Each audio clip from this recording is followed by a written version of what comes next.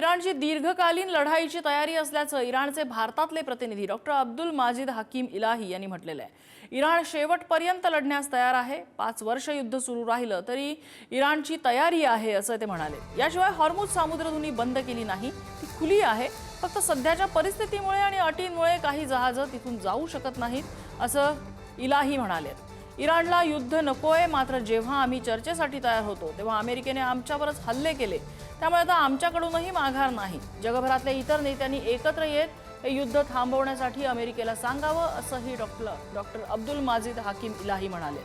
आम्ही इराणमधल्या लोकांना भारतातल्या आमच्या बंधू भगिनींच्या एकजुटीबाबत माहिती दिलेली आहे असं त्यांनी सांगितलं।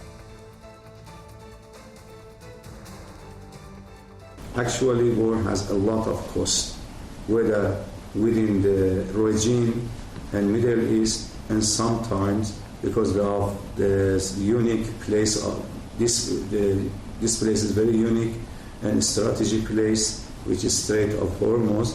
So a lot of people, a lot of countries, and global suffering and conflict will come. So these global problems and conflict is not from Iran, but is created by other side, and we are not happy with the suffering of other people, the shortage of gas, the shortage of petrol, the shortage of oil, but we have to defend ourselves. We don't have any other option. We have to defend ourselves, and this is the duty and responsibility of the leaders of the world to put pressure to the other side, the United States, and they ask them, please, we are suffering, and stop this war. आणि याचाच विश्लेषण करण्यासाठी आपल्यासोबत निवृत्त लष्करी अधिकारी lieutenant colonel Satish Dhage आहेत। Dhage sir, या वक्तव्याचा अर्थ काय काढायचा?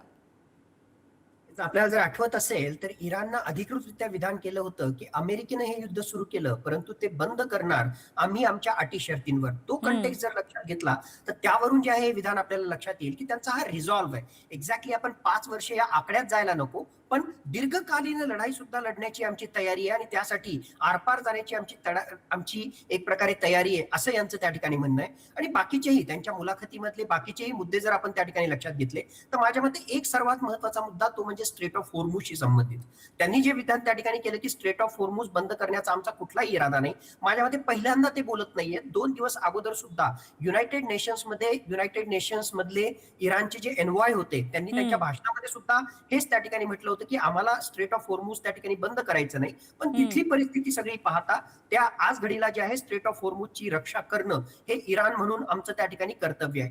मला जर कोणी त्या ठिकाणी विचारेल तर मागच्या काही दिवसांपासून मी स्पष्टपणे त्या ठिकाणी सांगतोय की स्ट्रेट ऑफ हॉर्मुझ बंद करणं आज घडीला त्याचा जबरदस्त लिव्हरेज, एक प्रकारे फायदा इराणला त्या ठिकाणी आहे निगोशिएशनसाठी मिळेल, पण दीर्घकालासाठी जे आहे त्याला ते बंद करता येणार नाही, कारण त्याच्या मित्रांचं त्यामध्ये नुकसान आहे आणि दुश्मनांचा फायदा आहे। खरं आहे नाही, अगदीच। आणि त्यामुळे इराणने आपली भूमिका स्पष्ट केलेली आहे आणि एक प्रकारे हा चेंडू अमेरिकेच्या कोर्टात भिडकावलेला आहे असं म्हणता येईल का?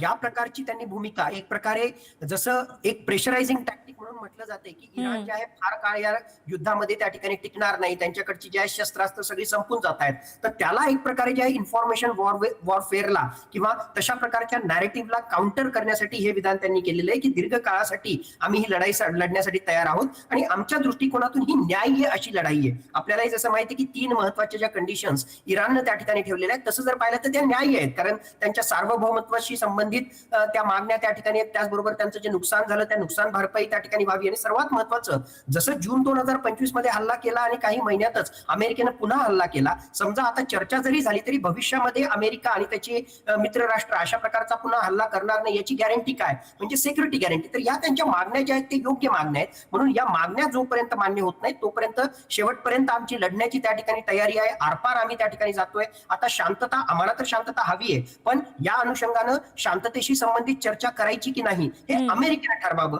हे सुद्धा या मुलाखतीच्या त्यांच्या विधानांमधून आपल्या समोर त्या ठिकाणी येत आहे। अगदी खरं आहे सर, धन्यवाद तुम्ही केलेल्या विश्लेषणासाठी।